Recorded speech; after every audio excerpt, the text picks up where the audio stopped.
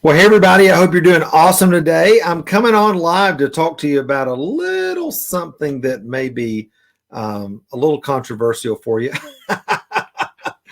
Instead of talking about adding incredible things to your life, I'm actually going to be talking about how to subtract things from your life. We're talking about today the art of subtraction. All right. Because listen, if you really want to thrive in your life as an artist, as a creative, as a person, one of the biggest mistakes that people make in their life is thinking that adding a whole bunch of great stuff to their life is actually the way to do it. All right. So I want to dismantle that a little bit today and give you some real clear insight on that. Now, I can think back in my life, as I started this thriving journey and really wanting to have a clear, focused life. I wanted to have a no drama life. I wanted to have a life that was, really pleasing to the Lord and focus on everything that He wanted me to be focused on. And so one of the things that I started doing was trying to learn from everybody and take classes and courses, and I'm reading books and I'm reading God's word and I'm getting ideas and all this stuff is going on. And I'm like, all this stuff started bombarding me. And before you know it, I started adding a little bit of this and a little bit of that and a little bit of this and a little bit of that. And before you know it, my life was full of what I would say good stuff, but it wasn't full of the best stuff. I find that this happens a lot in the lives of people who are experiencing success in their life. Maybe you've been on the road to thriving. Maybe you're starting to experience some success in your life as an artist, and you just think, wow, that worked, so I'll do more of that. That course worked, so I'll add 3 more, or that show worked, so I'll do one every month, or, we just keep adding. Before long, though, what happens is you end up, like I said, with a bunch of good stuff, but not the best stuff. All right. We actually have been in that process in our life and in our business in the last few years, trying to determine what were the best things that God had for us and what were just simply good things. All right. But things that really didn't advance the ball, if you will, really move the needle, get us further down the road to the thing that God had called us to do, both as an artist and in business, as a mentor to artists and speaker, author, all the things that I do. And so one of the things that we really practice a lot in our business and in my life is called the art of subtraction, which is on a regular basis, all right, especially on a yearly basis, but on a quarterly basis, just kind of thinking about, thinking out loud as a team.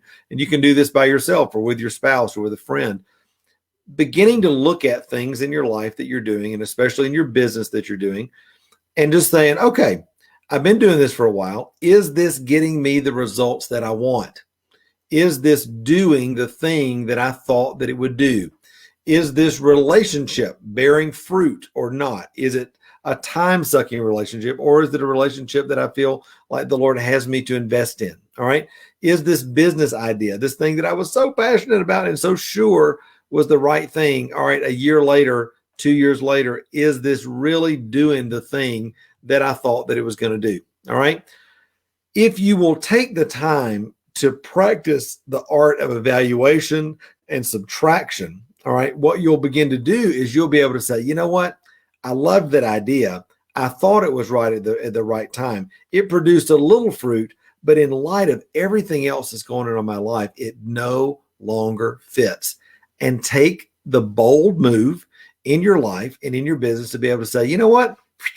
I'm not going to do that anymore. I'm going to take that out of our daily schedule, out of my business. I'm going to pull resources and time and money and energy out of that. Now, I'll just be honest with you. All right. As an idea person and as an artist, sometimes that is super scary, especially if you've been doing something for a long time. I just made a big decision yesterday in our business to stop doing something that we've been doing for a long time. All right. But guess what? It was no longer producing fruit. It wasn't moving the needle in the direction that we wanted to move it. It wasn't producing what we wanted it to produce anymore. And so as opposed to thinking, everybody says, man, this is a great idea. Of course you have to do this. Of course you have to keep doing this. Everybody does this. This is the way to do it. We had to look for us. And we had to say, you know what? It works for some people, but not for us. It didn't do what we wanted to do. And we pushed that idea off the table and we quit putting money and time and resources into it. Now, interestingly enough, what happens?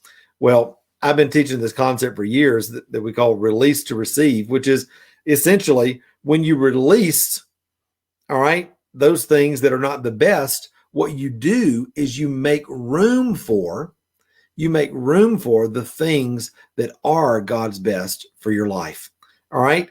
All of a sudden, and guess what? Literally yesterday, we made a big decision to take something off of our plate that we've been doing for years. This morning, literally this morning, when I woke up, was having my quiet time with the Lord. All of a sudden, an idea that I've been praying about, all right, to have a download about a direction of how are we supposed to move out in this certain direction. Guess what?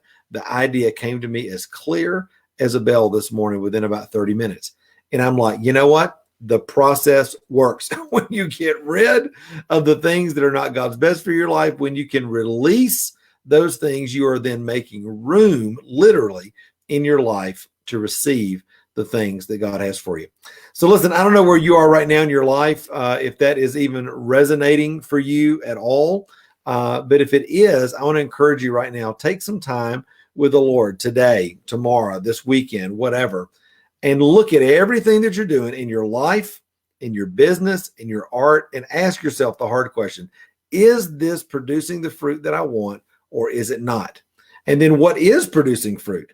And I promise you, if you will double down on the things that are actually producing the fruit and the momentum and the life and the results in your life, you will always, always, always come out on top, as opposed to struggling to, as we call it in the South, beat a dead horse, just trying to get those results to come, even though nothing is happening. All right.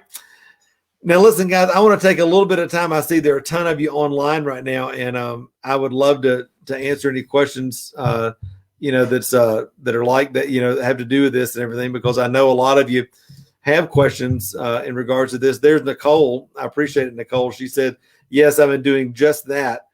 God time, getting divine revelation from him. I love it. I love it. You got to do that. Who else is this? There's Avis. And I said, good, better, best. It's a progression. And before we get to the best, sometimes we need to do some serious pruning. That's absolutely true. I think for all of us in our life, we have to realize that there are seasons of planting, there's seasons of harvesting, then there's seasons of pruning. All right. And there's also seasons of just rest, where the things that you were doing, you're not doing anymore. You're just kind of taking a season of rest, but realize that all through those seasons, God's at work. So that's absolutely true. I'm just looking through some other ones. Here's Ruth. She says, agree that you should cut off the non-productive branches. There are some artists on the page that I really enjoy seeing their latest things. I'll miss them. Yeah. I mean, people are always at different times in their life and adding different things and taking away different things. So, oh, this is good. Let's see. Nicole Ramirez says, I experienced success and was doing wonderfully. Then these last 2 years have been a job for me, losing most everything from our home to every client and more. Yet this year, the sales have begun again, slowly and gradually. I love that, Nicole. And I love the fact that you're pressing in even in the middle of that. That's the encouraging part to me, is that you're continuing to press in even in the midst of a lot of crazy things going on in your life. So, well, guys, I love you. I hope that you will take some time today to practice that art of subtraction. Begin thinking, what are the things that are really producing in my life? What are the things that are not? Don't be afraid to make the bold decision. Don't be afraid to stop something, either permanently or for a season, and do the things that really make a difference in your life. I promise you'll be a lot better for it, and you'll have a lot more energy and encouragement and, success and just joy in what you're doing. And I don't know about you, but that's always what I'm trying to get more of, is how can I do the thing that God's called me to do and yet have more joy and rest and peace and passion and fulfillment in that at the same time. All right. I love you, my friend. I hope you have a great day. Share this if it's been a blessing to you, and comment below. Keep the conversation going. I'd love to hear your thoughts about the art of subtraction. All right. Bye.